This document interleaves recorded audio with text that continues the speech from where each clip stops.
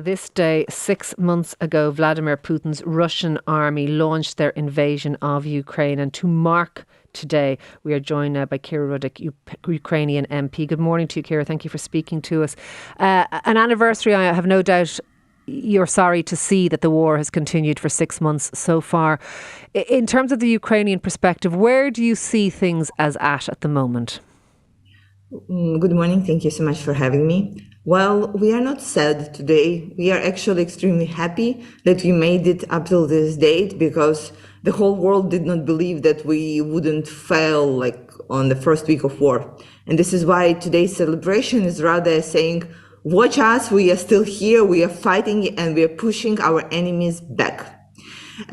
We are right now at the preparation for the long winter, which will be one of the most complicated winters since, I believe, Second World War. That would have an energy crisis, economic crisis, and many other issues in the whole world. And for Ukraine, we also know that it would be almost impossible to fight when the winter weather hits.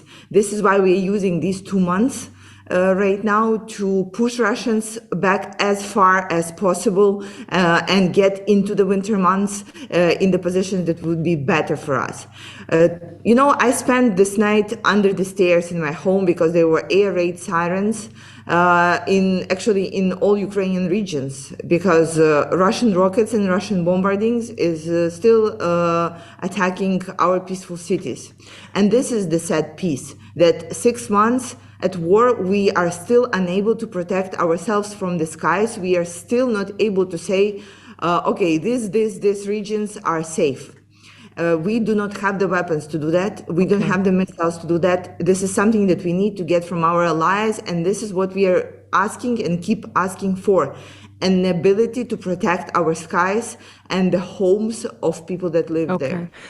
Kira, I suppose Russia has made most inroads in the eastern part of your country, in the Donbass region, and there has been fierce fighting and almost like a stalemate forward and back between Ukrainian and Russian forces.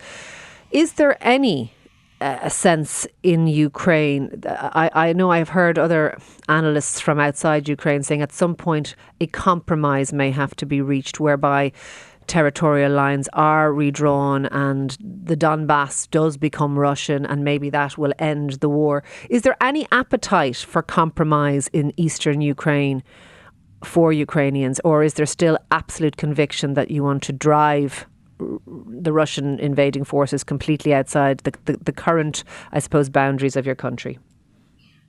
Generally, the appetite is to push Russians back. And I do not think that Ukrainian society is ready for compromise for many reasons. First, emotional reasons, that it is our land.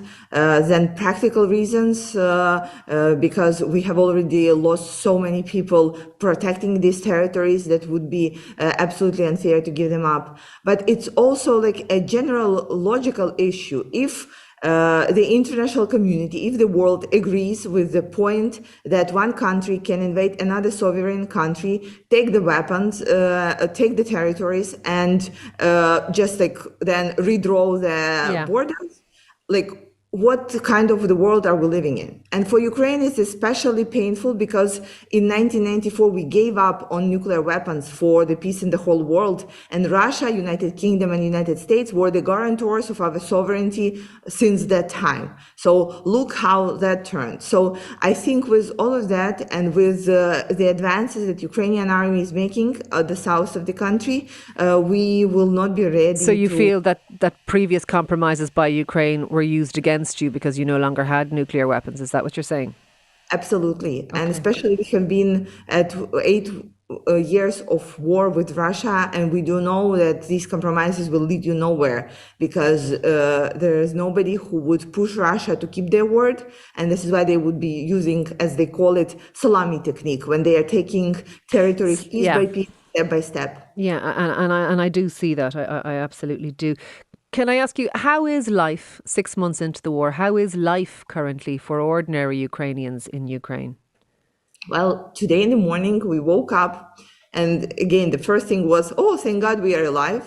and look great that we got here.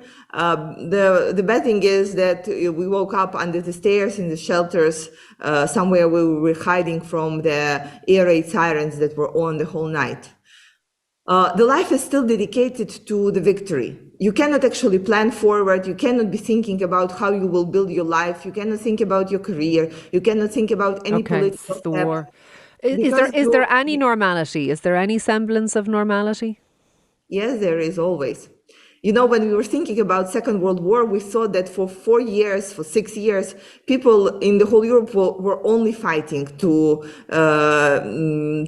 push back the fascism. But honestly, they were going on dates, preparing breakfasts, having children, marrying, going to work, and this is what we are doing as well.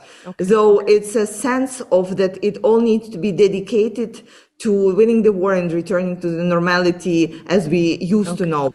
This is the sense. Look, we wish you well, Kira, and thank you once again for speaking to us this morning on the 6-month anniversary of the Russian invasion of Ukraine. That is Kira Rudyk there, Ukrainian MP.